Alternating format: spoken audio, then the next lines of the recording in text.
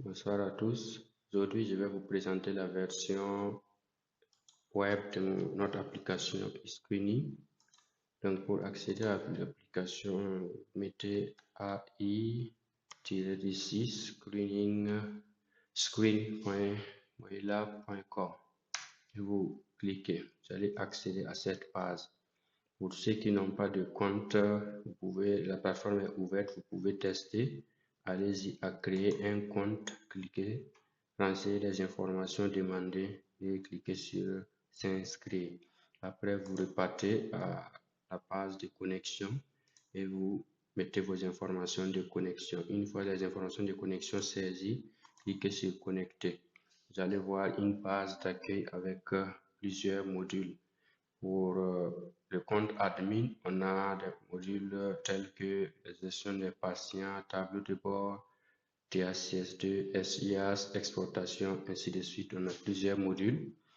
Il faut noter que pour une utilisation par des agents de santé, il y a un certain nombre de modules qui ont été limités. Donc, je vais me connecter à travers un compte utilisateur pour vous permettre de voir les modules nécessaires pour cette application. Il faut noter aussi que l'innovation avec cette application est que vous avez la possibilité de diminuer le nombre de modules en termes de favoris en venant choisir les modules à afficher à ce niveau. Donc, je vais me déconnecter pour changer de compte. Je vais mettre le compte démo pour vous permettre de voir l'ensemble des modules nécessaires pour une utilisation quotidienne. Donc, on a les tableaux de bord, on a les modules aide, agenda, paramètres, formation et la gestion des patients et aussi la possibilité de choisir les modules à afficher. Donc, une fois que vous êtes connecté, pour faire un dépistage, vous cliquez sur gestion des patients, choisissez ajouter un patient. Une fois que vous cliquez sur ajouter un patient, vous allez lancer les informations demandées.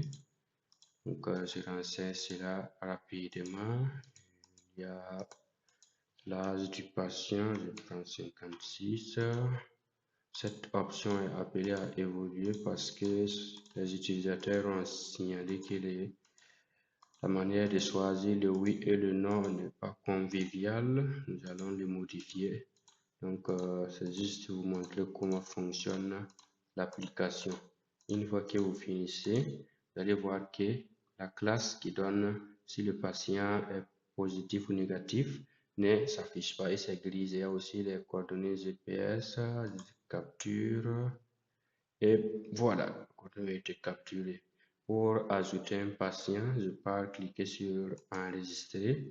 Ce patient est enregistré, les données ont été envoyées au modèle. Je clique sur dépister pour avoir le résultat. Une fois que je clique sur dépister, je vois le dépistage terminé et le résultat est là, positif. Donc c'est fini.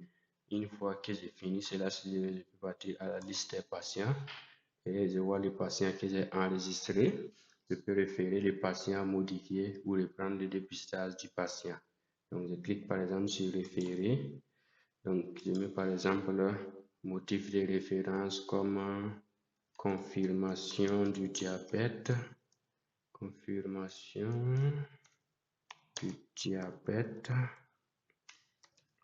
Ensuite, je sélectionne le centre de santé et je mets par exemple en cours, j'enregistre le patient a été envoyé et uniquement c'est celui du centre de référence qui peut voir ce patient. Je peux retourner à l'accueil en cliquant ici.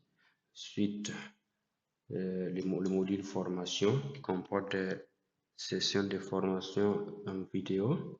Si on a des exemples de modules de formation, à titre illustratif, on a des informations sur l'IA et le dépistage du cancer du sein, IA et cancer des poumons, ainsi de suite. Un module qui a été fait pour pouvoir permettre aux agents de santé de renforcer leurs capacités